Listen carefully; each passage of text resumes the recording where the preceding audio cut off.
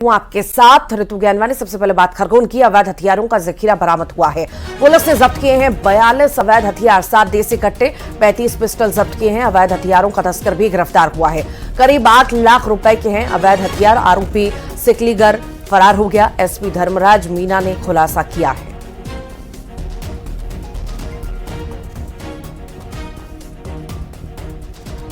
अवैध हथियारों का जखीरा बरामद हुआ है। बता दें, यह बड़ी कार्रवाई को अंजाम दिया गया। अवैध हथियारों का जखीरा बरामद किया गया और अब इस पूरे मामले में जांच पड़ताल जारी है। 42 अवैध हथियार हैं जिन्हें जब्त पुलिस के द्वारा किया गया है।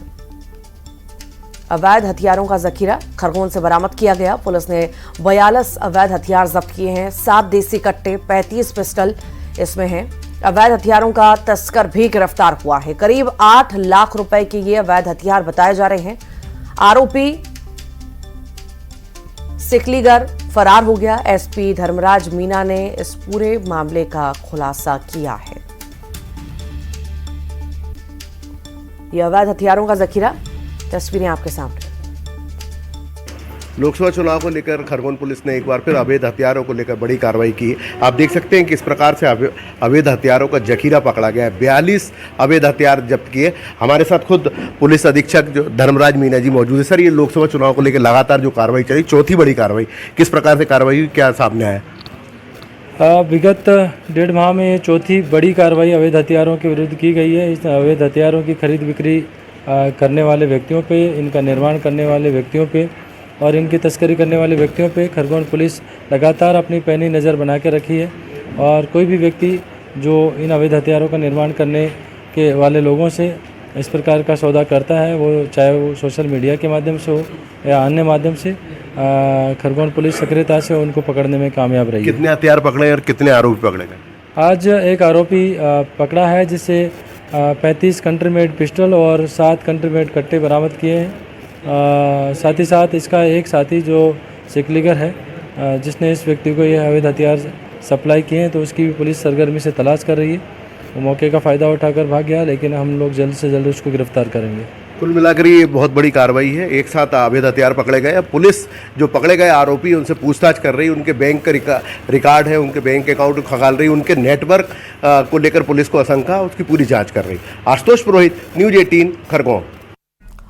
जबलपुर का जिक्र करेंगे, जहां पर कलेक्ट्रेट कार्यालय में वाहन स्टैंड पर गुंडागर्दी दिखी गई है। स्टैंड संचालक के लड़कों की गुंडागर्दी दिखी गई। स्टैंड में काम करने वाले लड़कों ने मारपीट की है। लॉ स्टूडेंट के साथ लड़कों ने मारपीट की। बिना पर्ची दिए पैसे वसूल रहे थे कर्मचारी। पर्ची मांगने पर स्टैंड कर्मियों ने गाली गलौज की। विवाद की सूचना पर पुलिस पहुंची और इस पूरे मामले की जांच पड़ताल शुरू की।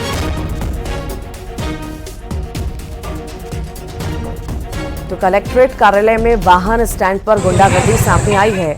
जो स्टैंड संचालक है वहां के लड़कों की गुंडागर्दी ये सामने आई। मारपीट की गई। लॉ स्टूडेंट के साथ लड़कों ने मारपीट की। दरअसल बिना पर्ची दिए पैसे की वसूली ये कर्मचारी कर रहे थे और पर्ची मांगने पर स्टैंड कर्मियों ने गाली गलौज करना शुरू कर दी और देखते ही देखते ये पूरा विवाद मारपीट में तब्दील हो गया। ये तस्वीरें, एक्सक्लूसिव तस्वीरें जबलपुर की। स्टैंड संचालक की गुंडागर्दी यहां पर सामने आई है। वसूली कर रहा था बिना पर्ची दिए और जब पर्ची मांगी गई तो गाली गलौज करने लगा और उसके बाद मारपीट पर उतारू हो गया। फिलहाल जो है पुलिस मौके पर पहुंच गई। जांच पूरे मामले में शुरू कर दी है। स्टैंड संचालक की गुंडागर्दी की तस्वीरें। ज्यादा जानकारी के लिए पवन हमारे साथ जुड़ गए हैं। पवन, स्टैंड संचालक की ये गुंडागर्दी सामने आई है, पुलिस ने संज्ञान लिया है, कैसी जांच, क्या कुछ बताइए विस्तार से। जी ऋतु, बिल्कुल ये एक बड़ा मामला इसको कहा जा सकता है, क्योंकि जबलपुर का कलेक्ट्रेट कार्यालय यानी किसी भी शहर का सबसे बड़ा शासकीय कार्यालय और जिला अध्यक्ष जहां बैठते हैं, उन्हीं के कार्यालय के बाहर ये घटना होती है। और उन्हीं के कार्यालय में अवैध रूप से जो स्टैंड चल रहा था उसको लेकर के जो वहां पहुंचा था एक लॉ स्टूडेंट अपने जमीन के काम से, उसने सवाल उठाया कि बिना पर्ची दिए पैसे क्यों वसूल किए जा रहे हैं। इतनी सी बात पर 3 कर्मचारी जो स्टैंड संचालक के थे उन्होंने मारपीट की है और सरेराह मारपीट की है। घटना के बाद पुलिस मौके पर पहुंची। लॉ स्टूडेंट एसोसिएशन के सदस्य भी मौके पर पहुंच गए, जिन्होंने इसकी शिकायत की है और पुलिस से इसमें सख्त कार्रवाई करने की मांग की है। साथ ही कलेक्टर को भी एक लिखित शिकायत देकर अवैध रूप से ठेका चलने की जानकारी देते हुए ठेका निरस्त करने की मांग की है। लेकिन कहीं न कहीं सवाल अब भी वही है कि सरेराह मारपीट की जाती है। कलेक्ट्रेट जैसे कार्यालय में अगर इस तरह की घटनाएं हो रही हैं तो शहर के बाकी कार्यालयों का और बाकी इलाकों का क्या हाल होगा। अपराध बढ़ना बिल्कुल इस पे देखकर लग रहा है कि अपराध बढ़ना लाजमी है। ठीक, बहुत शुक्रिया पवन। देवास का जिक्र करते हैं। यहाँ पर जिला जेल में पैसों का खेल चल रहा है। कैदियों से अवैध वसूली और मारपीट का आरोप है। दरअसल वीरेंद्र नाम के कैदी से 50,000 रुपए मांगे गए। मांग पूरी न करने पर मारपीट की गई। गुस्साए परिजन शिकायत करने जेल पहुंच गए। जेल अधीक्षक से मिलने नहीं दिया गया। ज्यादा जानकारी के लिए वरुण राठौर हमारे साथ जुड़ गए हैं। वरुण, क्या है पूरा मामला, बताइए विस्तार से।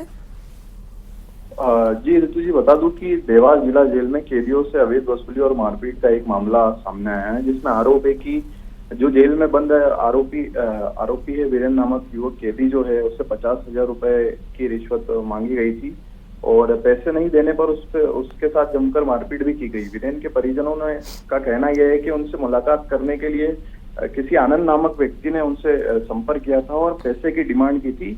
परिजनों ने मजबूर होकर उसको कहीं ना कहीं 20,000 रुपए भी दिए हैं और इस तरह का आरोप पूरा उसमें लगाया गया है। सूत्रों की माने तो जो देवास जिला जेल है उसमें पैसों को लेकर एक बड़ा खेल चल रहा है, जिसमें सुरक्षा को लेकर जो मोटी रकम दी जाती है, ऐसा कहीं ना कहीं परिजनों द्वारा आरोप लगाया जा रहा है।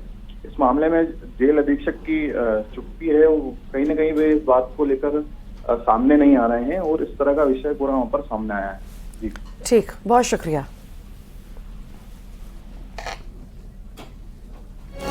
तो ये पूरा मामला देवास का है। जिला जेल में पैसों का खेल चल रहा है और पैसों की वसूली की जा रही है। पैसों की मांग कैदी से की गई। आगे बढ़ेंगे, सीधी का जिक्र करेंगे। मजदूरों से भरी जो पिकअप है बेकाबू होकर पलट गई। एक महिला की मौत हो गई। 2 दर्जन से अधिक लोग घायल हो गए। घायल मजदूरों को मझौली स्वास्थ्य केंद्र ले जाया गया है।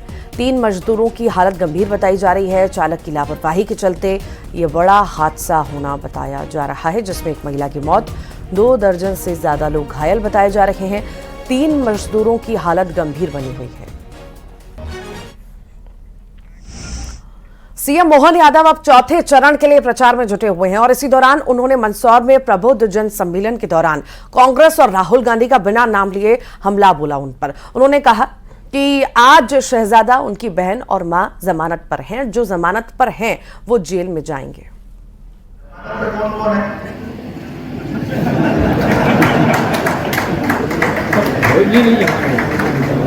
कौन है जमानत पे? है ना? है कि नहीं? अब शहजादा बोलो, कानून की मशीन, बेटा, बहन, माँ, तीनों जमानत। तो जो जमानत पे है, जो सिद्ध हो गए तो जाएंगे कहाँ? अंदर। और वो नहीं